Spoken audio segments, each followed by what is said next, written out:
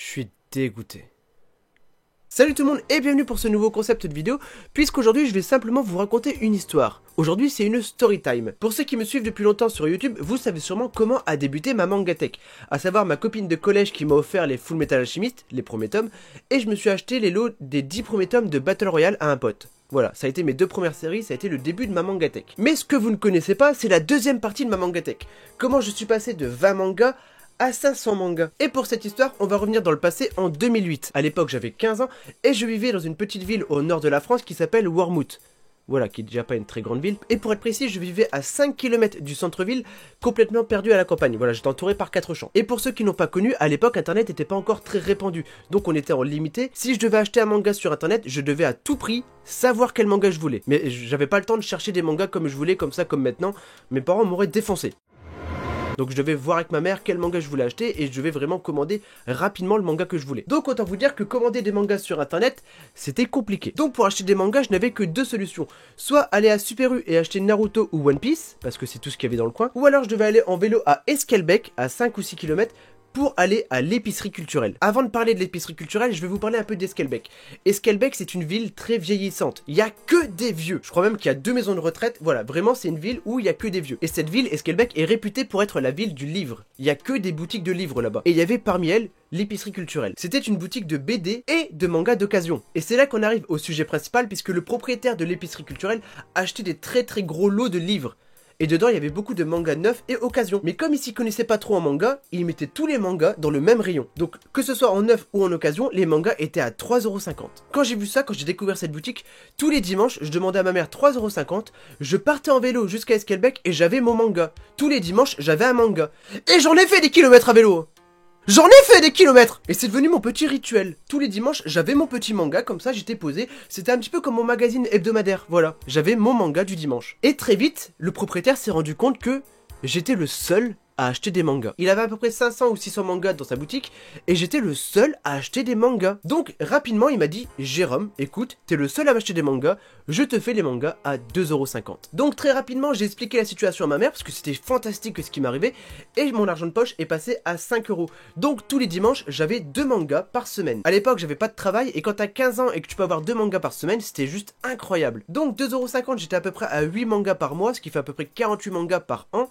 Plus les anniversaires, les moments où tu travailles, t'as un petit peu l'argent de poche, voilà, les Noëls, voilà, tu connais les bails. Je suis rapidement monté à 100 mangas en une année. Et là, il m'est arrivé quelque chose d'extraordinaire, que je retiendrai toujours. Le propriétaire m'a dit, Jérôme, tu es le seul à m'acheter des mangas, je vais liquider mon stock de mangas. À partir de maintenant, tous les mangas, tu peux les avoir à 2 €. Plus les mangas en stock, je te les fais à 1 €. J'avais les mangas neufs à 2 €. Et les mangas d'occasion, je les avais à 1 €. Autant vous dire que mon argent de poche est rapidement monté à 10 € par semaine. Voilà, je travaillais beaucoup à la maison, j'étais vraiment un enfant très sage à ce moment-là parce que je voulais mes 10 € par semaine pour avoir au moins 5-6 mangas par semaine. C'était extraordinaire, c'était une période de ma vie où j'étais vraiment très heureux. Regarde, par exemple, une photo de moi où je sors de l'épicerie culturelle. Est-ce que j'ai pas l'air heureux ? Forcément, j'avais plein de mangas, j'étais très heureux, j'étais un gamin super heureux à cette époque. Donc à l'épicerie culturelle, je m'en souviendrai, j'ai acheté les 38 premiers tomes de Bleach à 2,50 €, quasiment. Les 40 premiers tomes de Naruto, j'ai acheté les Death Note, j'ai acheté les H 21, les Young GTO, les 31 tomes, les GTO, les Judge, les Dopt, j'ai acheté énormément de mangas dans cette boutique. D'ailleurs, une photo de ma mangatech, voilà, à peu près, à cette époque, environ en 2013, j'ai acheté près de 500 mangas dans cette boutique. Donc c'est vraiment de cette période où je suis passé de 20 mangas à 500 mangas. C'était la période où ma mangatech a énormément grandi. Mais on est rapidement arrivé à ces tarifs à la limite. Il y a un moment où le magasin, il n'y avait plus grand chose à acheter. J'avais tout pris. J'étais vraiment le mec qui avait pris tous les mangas de la boutique. D'ailleurs, c'est dans cette boutique-là que j'ai découvert les Blame de Tsutomune Ei et je suis devenu fan de Tsutomune Ei. Donc j'avais acheté pratiquement tout le stock de mangas de la boutique. Je commençais à travailler, donc je commençais à prendre mon appart, je me suis un peu éloigné et j'ai arrêté d'aller à l'épicerie culturelle. Parce que j'avais plus rien à acheter. Pourquoi je vous raconte tout ça? C'est parce que récemment, il m'est arrivé quelque chose. Et pour ça, je vais remonter dans le présent, maintenant, en 2020. Il y a une semaine. J'étais au travail dans mon usine. C'est pas très intéressant parce que, en plus, je vais quitter mon usine pour ouvrir mon magasin. Donc voilà, maintenant, à l'heure actuelle, je crois que je suis maintenant au chômage. Mais voilà, j'étais dans mon usine et il y avait un chat sauvage qui était rentré dans l'usine. Le problème, c'est que dans l'usine, il y a absolument rien à manger. Donc le chat était vraiment coincé dans l'usine. Donc on voulait à tout prix le faire sortir. Et si on le disait au patron, le patron étant pas gentil, il aurait sûrement tué le chat. Voilà, parce que j'avais un patron Un peu... C'était un connard. Voilà. Je m'en tape, maintenant je suis au chômage. Donc avec mes collègues, on s'est dit on va arrêter la machine, on va faire sortir le chat, comme ça il pourra vraiment survivre dehors, il aura à manger, il aura plus de chance. On l'a retrouvé derrière des palettes, donc on a commencé à reculer les palettes, et le chat, je sais pas si vous le savez, mais un chat sauvage qui a peur, c'est agressif. Le chat, quand il m'a vu, il m'a sauté à la gueule. J'ai eu le réflexe, je lui ai jeté ma blouse de travail dessus, voilà, donc j'ai évité un chat sur la figure, et j'ai attrapé ma blouse pour attraper le chat. Commence alors un combat effréné entre le chat sauvage et moi, et c'est le chat sauvage qui a gagné. Il m'a démonté la gueule. Ah non mais il m'a vraiment niqué. Il m'a démonté. Pour vous dire, il m'a mordu à travers la blouse. Mais j'ai pas fait gaffe sur le coup. J'ai un de mes collègues qui est venu avec un carton, on a mis le chat dedans, comme ça, on l'a fait sortir. Il avait à manger, tout va bien, tu vois, il peut s'en sortir dehors. Et là, tous mes collègues se sont retournés vers moi. Et ils sont devenus blancs. J'ai un de mes collègues qui est typé arabe, il est devenu aussi blanc que Michael Jackson. Et là, ils m'ont dit, Jérôme, est-ce que ça va? Est-ce que tu veux qu'on appelle de l'aide? Est-ce que tu vas mourir? Alors moi, je me dis, mais qu'est-ce que vous avez, les gars? J'ai regardé mon pouce, et j'avais la main qui était complètement ensanglantée. J'avais du sang partout sur la main. Et là, je me suis dit, ah! Ah ouais, le chat m'a mordu au pouce, je voyais l'intérieur de mon pouce. Donc instantanément, je suis parti tranquillement en salle de pause pour me faire un bandage. Il n'y avait plus rien dans la trousse à pharmacie. Ah, c'était une usine exceptionnelle. Donc j'ai dû moi-même partir à la pharmacie faire un bandage d'urgence. Et après, je suis parti chez mon médecin. Mon médecin qui se trouve à Esquelbecq. Est-ce que tu commences à faire le rapprochement? On va y arriver, t'inquiète. Donc je suis parti chez mon médecin à Esquelbecq. Et il a regardé mon pouce, il m'a dit, Jérôme, tu sais, une blessure de chat sauvage, ça ne se recoupe pas. Parce qu'il faut que le mauvais ressorte de la blessure. Donc je me suis retrouvé avec un bandage comme ça, avec une plaie ouverte pendant plusieurs jours. Et je me suis dit, il faut que j'aille à la pharmacie de Esquelbecq chercher mes médicaments, parce que j'ai eu un traitement antibiotique pour le chat, mes bandages, voilà, vraiment que j'aille chercher tout ce qu'il faut. Et juste à côté de la pharmacie, il y avait l'épicerie culturelle. Donc je me suis dit, c'est parfait. J'étais mordu par un chat sauvage, c'est génial. Maintenant, derrière l'église, juste après la pharmacie, je vais aller à l'épicerie culturelle. J'étais extrêmement joyeux. Là, tu vois, dans ma tête, c'était la musique de Tom Sawyer. Je marchais tranquillement, comme ça, j'ai dit, ok, je vais à l'épicerie culturelle. Ça fait 10 ans que j'ai pas été, je me suis dit, ils vont avoir un gros stock de nouveaux mangas. Ça se trouve, je vais trouver des perles, des nouveautés comme ça. J'avais trouvé un roman de Resident Evil à 2 € au lieu de 70 €. Avant les rééditions, bien sûr. Vraiment, j'avais trouvé plein de choses dans cette boutique. J'avais trouvé tous les blames. Je me suis dit, je vais trouver plein de mangas. Ça fait 10 ans que j'ai pas été. Donc je marche tranquillement en direction de l'épicerie culturelle.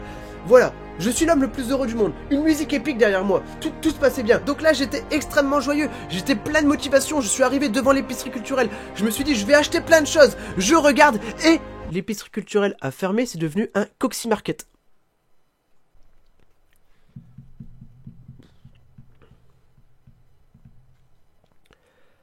Je suis dégoûté. Donc j'ai un message à faire passer à tous les Coxy Market de France. Suite à la violence se trouve, dans la prochaine scène, nous avons décidé de vous passer un petit extrait musical. Merci de votre compréhension.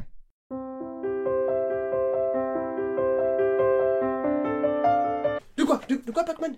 Ah, tu aimes bien Coxy Market?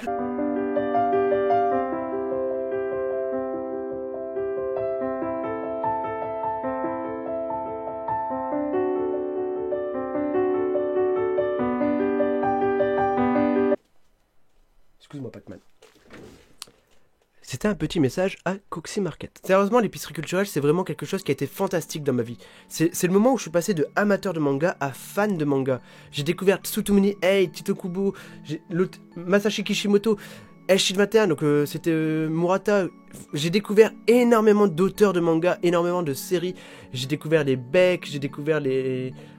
beaucoup trop de séries. J'ai eu beaucoup trop de séries grâce à l'épicerie culturelle. Sans cette boutique, j'aurais peut-être pas commencé YouTube, j'aurais peut-être pas commencé à avoir autant de choses, autant de contenu à proposer justement. Je sais pas si la boutique a fermé, dans tous les cas j'embrasse énormément Salette et Gilbert, c'était les deux propriétaires de l'épicerie culturelle, voilà, je sais pas ce qu'ils sont devenus. Si jamais dans votre village ou dans votre ville vous voyez une boutique appelée l'épicerie culturelle avec cette bannière, allez les voir, dites-leur bonjour de ma part, voilà. Je vais essayer de savoir ce qu'ils sont devenus, peut-être qu'un jour je ferai une vidéo à l'épicerie culturelle, le retour de JDMP à l'épicerie culturelle. Voilà. Sur ce, c'est la fin de cette première story time, cette première histoire. C'est pas la plus épique, j'ai des histoires complètement folles à vous raconter, franchement j'ai des choses épiques. Mais je tenais à vous raconter cette histoire en première parce que déjà c'est récent à cause du chat, donc vous allez souvent me voir avec ça durant quelques temps parce que c'est pas prêt de guérir. Et aussi je tenais à vous expliquer comment je suis passé de 20 mangas à 500 mangas dans ma mangatech. Comment je suis passé vraiment à une belle mangatech. Avec ces belles paroles, je vous souhaite une bonne journée. Et d'ailleurs, n'hésitez pas à mettre dans les commentaires comment vous avez fait monter votre Mangatech, comment vous avez commencé votre Mangatech. En attendant, je vais essayer de retrouver où se trouve maintenant l'épicerie culturelle. Et je vais continuer à aller à Manga de Case et au bazar du manga sur internet. Voilà, c'est mes petits fournisseurs principaux de manga. On se retrouve pour une prochaine vidéo. Je vous souhaite une bonne journée et... Kampai, ça veut dire santé en japonais. Salut!